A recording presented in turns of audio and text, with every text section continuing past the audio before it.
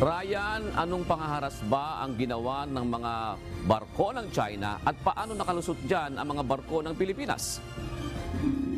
June, muli namang nakaranas ng dangerous maneuver at hinarangan ng mga barko ng China itong ating mga barko na papunta sana doon sa Ayungin Shoal. Ayon sa tagapagsalita ng Philippine Coast Guard for the West Philippine Sea, team play itong ginawa nila para makalusot itong ating mga barko at matagumpay nga tayong nakapasok doon at nakapaghatid ng supply doon sa ating mga armed forces na nakahimpil doon. Isa rin sa factor kung bakit nakalusot tayo, June, ay dahil sa mga unang ginawa natin nung nakaraang water cannon incident sa publiko natin. Dahil doon, ayon sa tagapagsalita ng PCG, hindi na sila gumamit ngayon ng water cannon. At kukunti na lang din ang kanilang barko kumpara noong nakaraang water cannon incident na 6 na malalaking barko ng PCG ang humarang sa kanila. Ngayon, 4 na barko na lang ng PCG pero yung 2 doon, mas maliit daw doon sa mga barko natin, June. Kung makikita mo sa video na pinapakita natin ngayon sa screen, no, ang China Coast Guard ay hinaharangan ang Philippine Coast Guard vessel na makadiretso patungo sa Ayungin Shoal. At ito yung 2 pilada ng barko. And then sa malayo-layo pa, kung makalagpas tayo dito, haharangan ulit tayo ng pangatlo pa. 4 na barko ng Chinese Coast Guard at 4 na Chinese Maritime Militia ang sumalubong sa 2 barko ng Philippine Coast Guard at supply boat ng Armed Forces of the Philippines. May 2.5 nautical miles lamang ang layo sa Ayungin Shoal. Ayon kay Commodore J. Tariela, tagapagsalita ng Philippine Coast Guard for the West Philippine Sea, nasa bunganga na ng Ayungin ang mga barko ng Pilipinas nang muling tangkaing harangin at iharas ng mga Chinese vessel. Muling nagsagawa ng dangerous maneuvers ang mga ito para pigilang makapasok sa Ayungin ang mga barko ng Pilipinas. Nag-execute po sila ng different ways, no, for the Philippine Coast Guard vessel to be separated from the supply boats so that they can be able to prevent the supply boats from entering the shoal, no? At ito pong supply boats na to ang may dala ng supply ng ating mga sundalo. Gayunpaman, matagumpay na nakapasok ang resupply boat ng Pilipinas sa Ayungin Shoal. Ayon naman sa Armed Forces of the Philippines, maliit man ang tagumpay na ito para sa mga Pilipino, pero nagpapakita ito ng ating paninindigan na protektahan ang soberenya ng bansa. Dito ay pinapakita natin ang ating katatagan, ang ating pagkakaisa bilang isang bansa na isulong ang tama at ang nararapat para sa hindi lang para sa ating kapakanan ng mga ating mga Pilipino, kundi na rin para sa international order na sinasabi. Because what we are actually promoting here is not just our sovereign rights, but of course the implementation of a very important convention, which is the United Nations Convention on the Law of the Sea.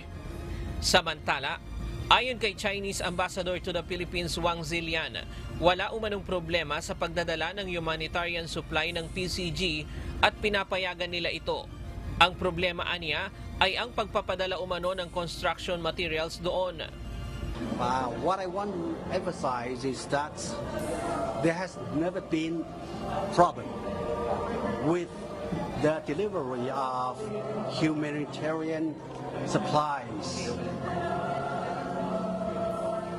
because there is a special arrangement for such.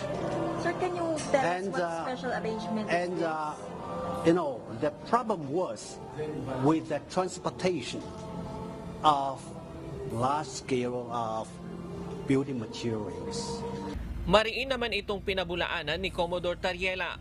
Unang-unaan niya, hindi kailangang humingi ng pahintulot ng mga barko ng Pilipinas sa China para makapasok sa Ayungin Shoal na nasa loob ng exclusive economic zone ng bansa.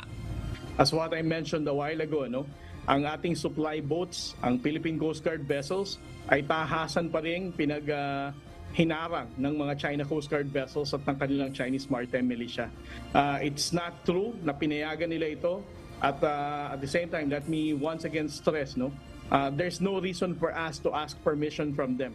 These waters falls within the exclusive economic zone of the Philippines. Dagdag pa ni Tariela, napakalayo ng Ayungin sa China para kanilang desisyonan na payagan tayong pumasok sa naturang bahura. Hindi rin umano natin kailangang magpaliwanag sa kanila kung ano ang supply na dadalhin natin sa BRP Sierra Madre na nakaimpil doon.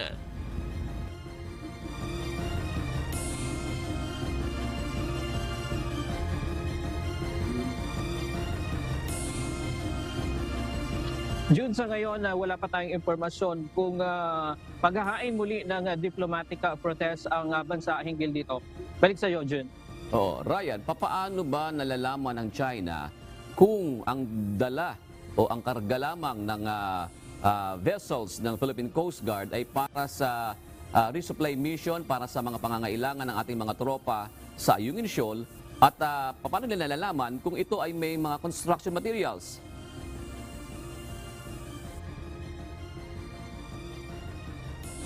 Jun, tinanong din yan kay Ambassador Wang Zilian kahapon nung ma-interview siya, pero hindi niya yan sinagot at ang sabi lang niya ay meron silang close monitoring doon sa mga katauhan nila doon sa Ayungin Shoal, doon sa mga Chinese Coast Guard na nando doon.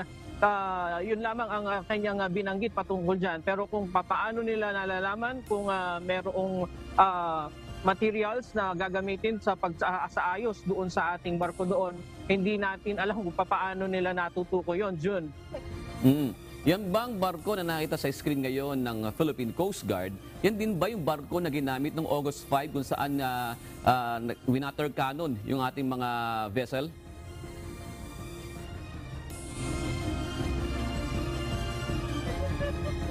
Yung mga barko ng PCG na yan, June, yun din ang pumupunta dyan sa West Philippine Sea na nagkakaroon kapag mayroong resupply mission, June.